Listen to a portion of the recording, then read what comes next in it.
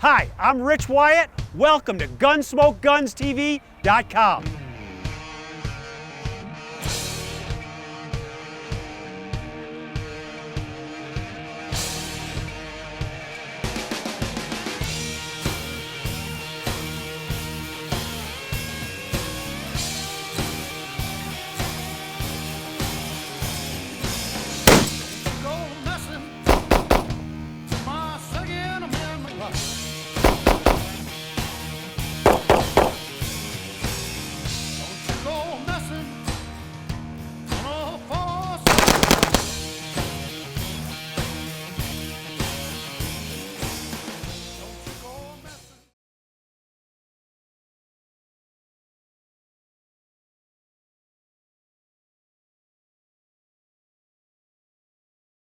Welcome, guys, to Gunsmoke Guns TV.com. I'm here with, what's your name? Robert. Bob. And we're here today to talk about the best concealed carry gun ever built. If you consider every factor, Rich, that's exactly right. That's right. Okay, there are more accurate guns, there are heavier hitting guns, larger caliber, but as far as a concealable, effective firearm, this is it. This is it. Now listen, I've gone back and forth, as I know you have, with a lot of different guns over the years. Heck, you and I have traded some of these back and forth. Yeah, actually we have. For an eternity. True. That's true, before Colorado law change. Yeah, well, in complete compliance. And I've carried the little Walther, the 380, which I can't recommend, the 380, because it's not powerful enough. I've carried the high standard 22 Magnum. Me too, the as Derringer. A backup, yeah, as a two-shot backup. I carried it in the wallet when the wallet was legal. Yeah, jeez. You know, the wallet, you put it right in there, you pull it out, had a hole in it, you could just shoot right through it. Not powerful enough. No. Big mistake, actually, back then. If you counted on it, it would have been a big mistake. It would have been. And it's better than a fistful of air. Yeah, better than a rock. But this 38 is what I consider the minimum caliber that I would use for self-defense. You know, and with the modern plus P ammo, which is not that much less powerful than a 357 in the old loading, you're not really giving up that much. No, not. And with a 2-inch barrel, even if you had a Magnum, you're not going to gain much. Let me tell you a story, Rich. Back when I was a state game protector in Ohio, game protecors in those days, had a terrible reputation for firearms competency. Okay. And so the law enforcement supervisor of my district decided that every month we have a district meeting, we'd go to the Akron City Police Range and shoot a match. And he had a little traveling trophy that got passed around whoever was the top shooter. And I had a 6-inch barrel competition gun, had a 4-inch barrel Model 15 Smith Wesson carry gun, then I had a little 2-inch barrel off-duty gun that I carried in a neck holster, a belt holster. So I would forget sometimes to bring my 4 or 6-inch barrel gun with me, and I'd have my 2-inch barrel. I had the trophy as much as anybody did. These guns are more accurate than people think they are. It's not a cross-the-table gun. It's an accurate little pistol. No, this is no belly gun. Nope. This is a real live gun. Now, the gun we're talking about today is the Smith & Wesson 637 stainless airweight Wyatt Deep cover, branded with the Gunsmoke logo right on the barrel. Now, what we did was, we took this gun and we modified it. We added some features. Basically, we would take a standard gun, like you'd see here. Looks very similar. We'd bob the hammer, contour the trigger, do a trigger job on the inside, and change the grips. Why do we change the grips? This is called a hip grip. You see how this flange sticks out right here? That's so I can just tuck the gun in my waistband and hook this on my belt or just on my pants. Or on your boots. Or on my boot. A pair of cowboy boots that'll fit on top of those with the pants over it. They're really pretty slick. Or in my pocket. Or in your pocket. Wherever it wants to go. So, the trigger job smooths up the trigger and makes the gun much, much smoother. It actually reduces the felt trigger point. Tremendously. In double action. It's amazing. The hammer being bobbed off is so when you draw the gun out of an ankle holster, it doesn't get caught on your pant leg and stop you from getting the gun out. Right. Then there's some cool stuff where they just polish and flash chrome some parts and make it look fancy. Mm-hmm. Now, one of my favorite parts about this gun is that it says Wyatt Deep cover right there on the gun. Now, why would you think that was a good idea? This is my egomaniac side showing of my own name on all these guns.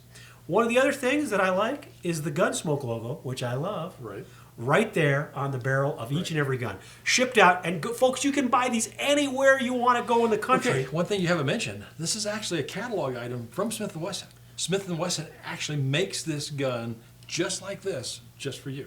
From the Smith & Wesson Performance Center. Right. And that is their top of the line gun, folks. The best thing going.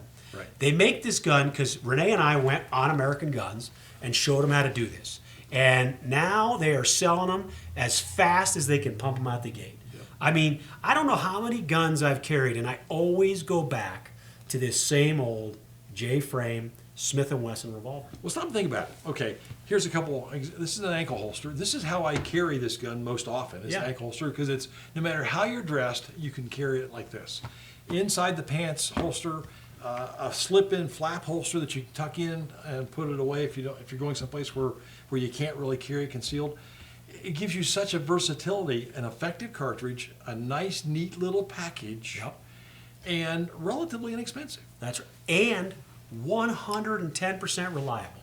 Well, and 125% made in the United States. That's great, isn't it? Yeah. Now, look, there are other guns that look just like this, made in foreign countries, and they'll tell you, and some of them are even made here in the United States, which I don't care for. I don't want to mention any names. Charter Arms.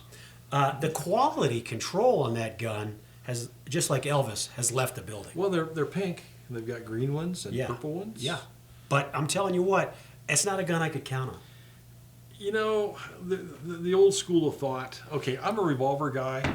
I actually don't own a semi-automatic pistol. I own a semi-automatic rifle, a Ruger 10/22. Everything else is lever action, bolt action, and an M1. Hold on, you don't have a 1911 pistol? I don't. You're off the show. I'm sorry. It's you know, it's like when I was born. I wasn't born in a log cabin, but I moved to one as soon as we could afford it. Yeah. So, but you know, I'm a firm believer in a revolver. I know why you don't have a 1911. I know why you got a revolver. Because Bob, you don't like change. I don't. And when that 1911 came out, you said, "I'm not getting one." I'm a firm believer, Rich. The semi-automatics are a fad. Yeah, that's just a passing fancy. The Glocks, all that stuff, they're going to go away. I said that 20-some years ago. It hasn't happened yet. But I like the idea of a revolver because if you have a revolver and you pull a trigger, it goes click. You pull a trigger again, it goes bang. Right. Semi-automatic, there's things you got to do to make it go bang again. That's true. And for the average person, this is a simpler gun to operate and run. Now, some of you will say, well, the capacity's not high enough and I can't reload it. Well, you know what? Let's add up, if we got everybody that's watching this video right now and all the gunfights you've ever been in, how many rounds do you think have been fired? Yeah, right, exactly. You know what? My granddad used to say, if you can't hit with one round, you need to practice. Yeah. And 5, I'm not saying that's enough. But let's try not to get in situations where we need more than that. But this is a good tool. Now, a handgun is not the tool to go to battle with. No. Okay, if you're going to go to battle, get a rifle. But if you're going to just protect yourself and your family, this is the way to go. Now, we recommend the Speed Strip to carry for reloads. Of course, a lot of you are familiar with the Speed Loader, and these are great. But the problem with them is you got to fit this thing in your pocket, and quite frankly, it's almost the size of carrying another gun. It is. The idea of the convenience of a flat speed strip in your pocket, there's no doubt about it. But there is a reason why the competition shooters use these instead of this. It's because this is faster to load. This is slower. This is slower. It's maybe a little more positive than this because you can drop these. And cartridges fall out and you're behind the 8-ball. You can reload with this gun quickly. And you know what? Hopefully you'll never have to reload. You're reloading after the action. But I recommend always carrying a reload for any gun you're carrying for self-defense. This fits comfortably in your right front pocket, lays flat, people don't know what's there, and you got it good to go. Now, I know we've had a ton of requests here at GunsmokeGunsTV.com to see how we do the stuff we do inside the gun. And so today, we're going to take you downstairs, and we're going to show you the conversion of this Smith & Wesson into the Wyatt Deep cover package. Are you ready? Here we go.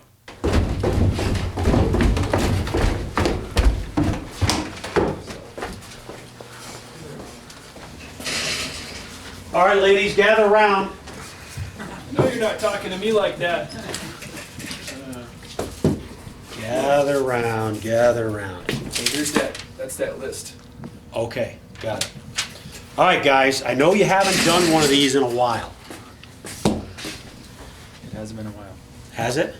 And the reason is because Smith & Wesson's making them and doing a dandy job and knocking them out like crazy. You're talking about the Wyatt Deep cover The package. Wyatt Deep cover. And we did tons of them. Yeah. I mean, we used to do them like crazy, and now Smith & Wesson's captured the market.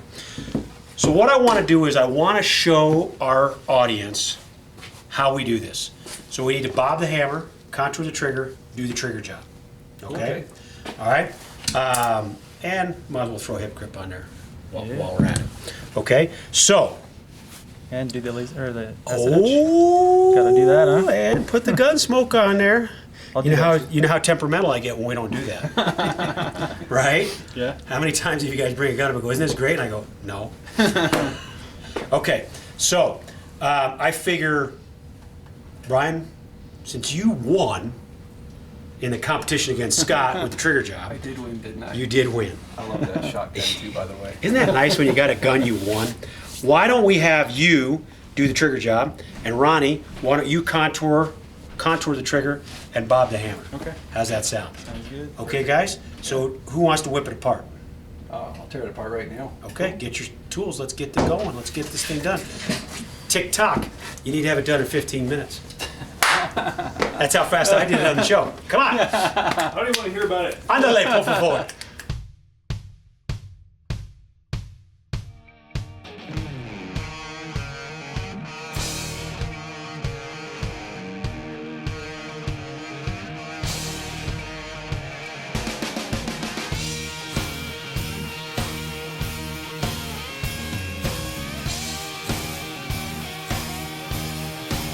So right now, I've already polished up a few of the important contact points right here, here, here, and inside here, and right here.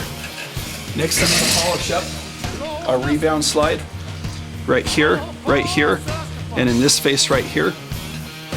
And then hopefully by the time I get all done with that and I come back, I knock out these few last parts, Ronnie will have the hammer bobbed and polished, and then he'll come back and he'll polish and contour the trigger.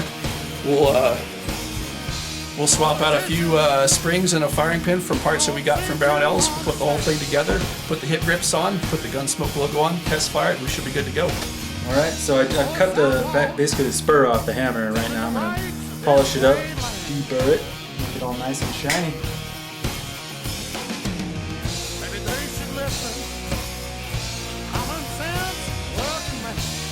So this is the Smith & Wesson Wyatt Deep cover. This is a cataloged item made by the Smith & Wesson Performance Center, available at any good gun shop in the United States. If they don't have it, tell them to get it, because this is one of the best-selling guns on the planet still today. Go out and get yourself one of these. Now, the ones we're making back here, that's one that we did, the original Wyatt Deep cover. But this one is a cataloged item you can get in any good gun shop. Now, people complain about the recoil. Let me show you how this gun works. The first thing I'm going to do is show you how the speed strip works. I drop 2 rounds in, peel the strip back, 2 rounds in, peel the strip back, 1 round, because it's a 5-shot, discard this, I don't need it anymore, and now I'm ready to roll.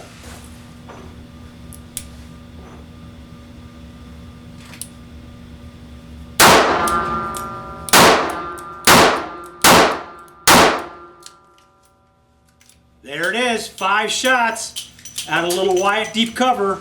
What a gun. Now people say the recoil is bad. I'm telling you, that's not bad at all. It's very, very comfortable.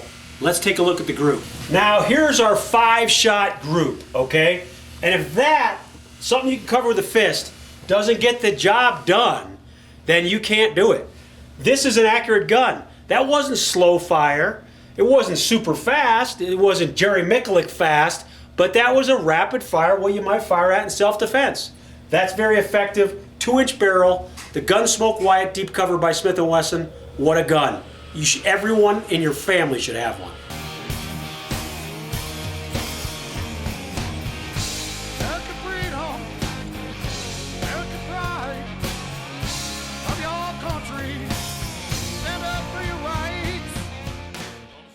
Ready? Okay, you guys got it?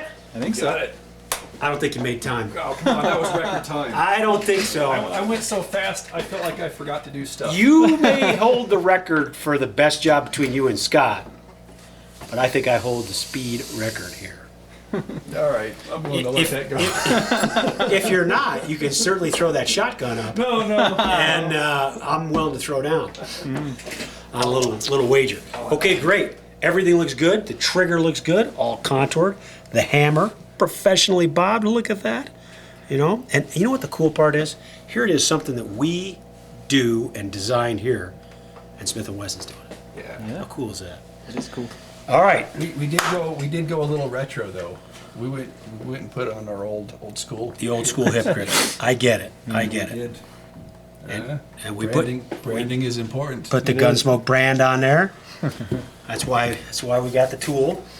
All right, it looks good. Let's get it together and give it a test hop, because the key is if it goes bang, bang, bang, Bang.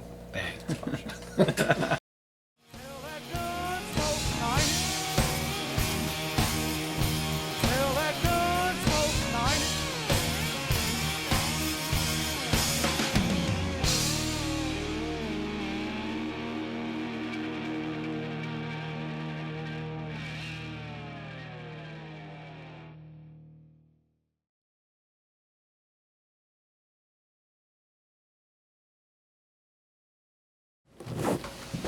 And that's it.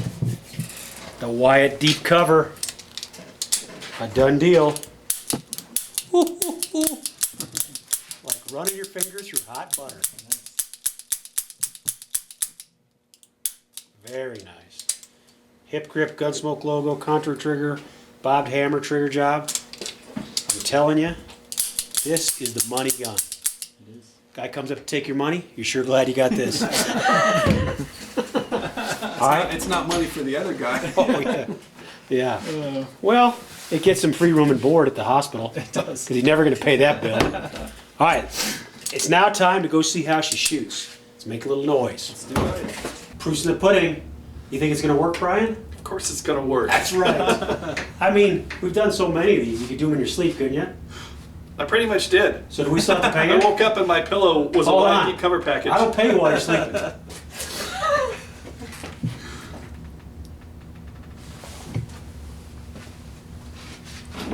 Ready?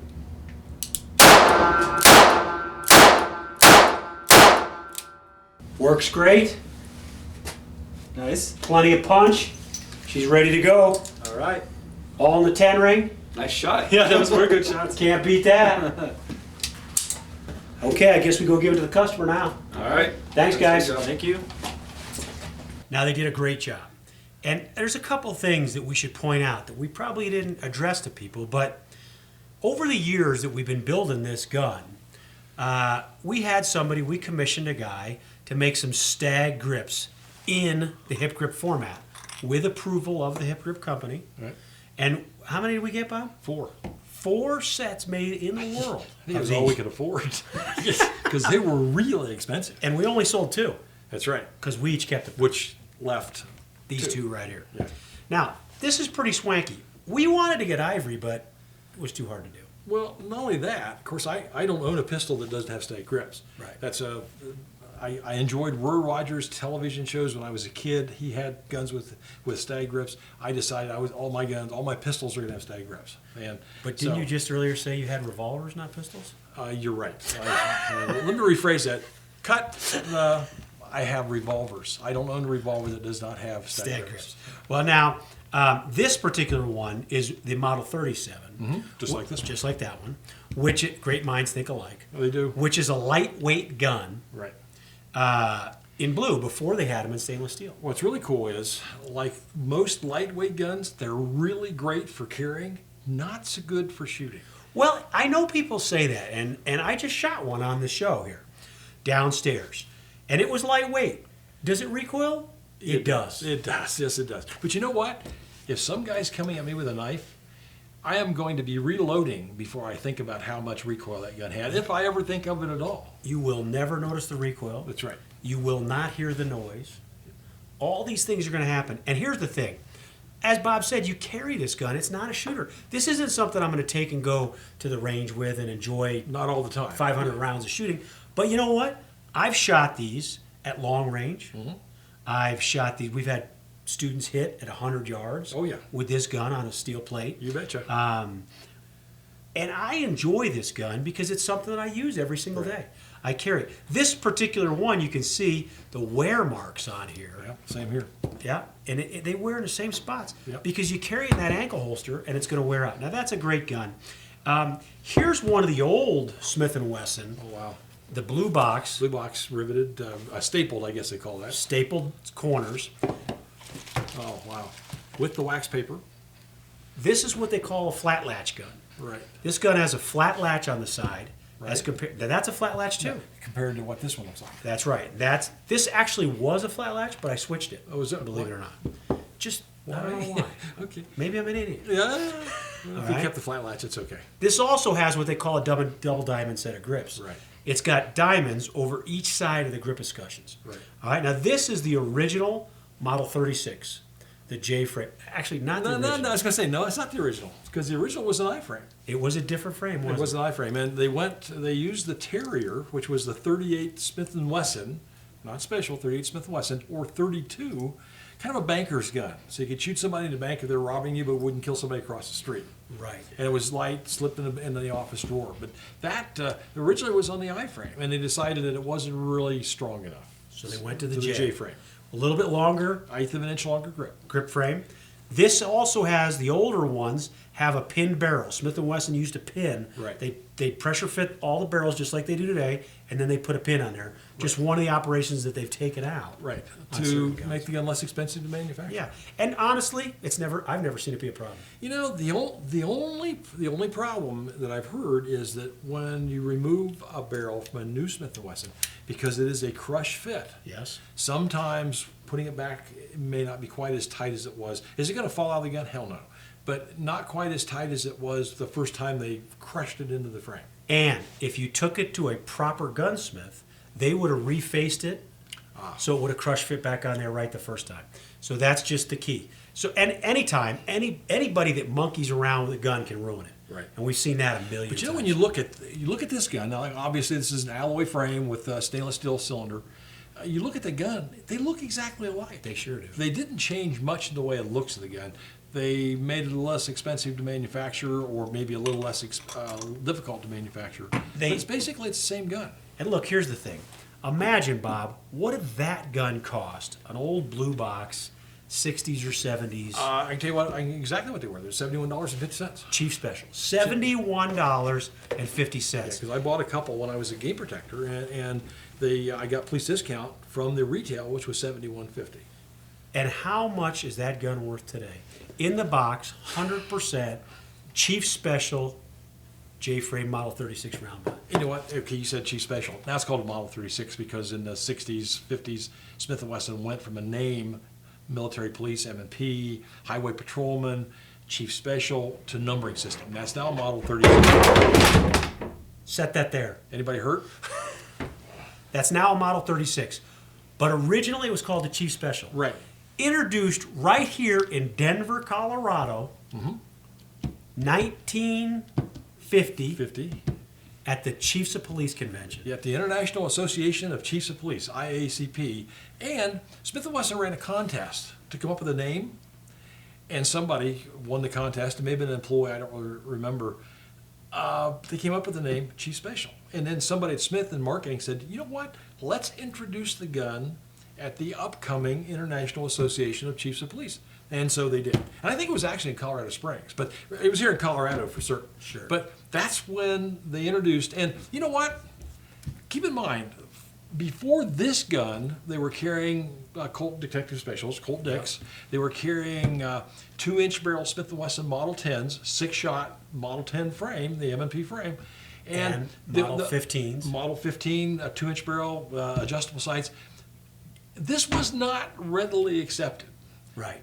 The chief, the guy who wasn't on the front line and wasn't really that concerned, he had to be armed, but he didn't have to punch holes in paper at 50 yards. Right. He didn't have to pass the test. That was perfect. For a detective who rarely pulls his gun, even less rarely shoots it, it was perfect because he was armed, he was adequately armed, yet it wasn't 2 pounds of iron hanging on his hip. and making his belt strap. And it's still got sights. It's got a rear sight, Oh, yeah. a front sight. It's a fixed sight. And- You don't have to worry about it being off. I've never really had one that didn't shoot right. You know what? As I said, I used to win the matches at our 50 shot, 10 event, 5 shots each event, up to 25 yards. I used to win that event more than anybody else with my little old lowly Chief Special. And guys would say, why do you do that? You can't shoot anymore, because I was beating them with their 6-inch barrel match guns, and I was ripping their knickers with a little old lowly 2.5-inch barrel Smith & Wesson, or 1 7/8-inch barrel Smith & Wesson. It's about the shooter. The gun can perform. Well, that's what I told them, but that's Now, here's the thing that makes this gun so great. It's lightweight. In the stainless steel version, it's relatively rust resistant. trouble-free. You don't have to worry about dirt debris, whether you're carrying it in your ankle holster, in your pocket, in a purse, anywhere that I you may be don't carrying. that gun. recommend this, but my black powder guns that are stainless steel, I do them in a dishwasher. Don't do that with these. Nah, I wouldn't. This gun, the reason this is the best concealed carry gun is it's lightweight and easy to carry. If the gun's not easy to carry, if it's not comfortable, you'll stop carrying it. You're not going to carry it. Exactly. But if it's easy to carry and comfortable, you will carry it with you all the time. And the gun that you have at home is totally useless when you're out there and you need it now. So go out and get yourself a Wyatt Deep Cover 5-shot Smith & Wesson Model 637 38 caliber revolver. And then take classes, learn how to shoot it well, and always carry it. It doesn't matter what gun you have if you can't run it. If you can run the gun, you can save the day. The truth of the matter is, most times in self-defense, you'll never fire a shot. Just the mere positive presence of a firearm will stop the threat. So get a gun and carry it with you all the time. This is something, whatever climate you're in, whatever environment you're in, is a comfortable, great gun to carry, and you'll always, always use it. You should have 5 or 6 of these.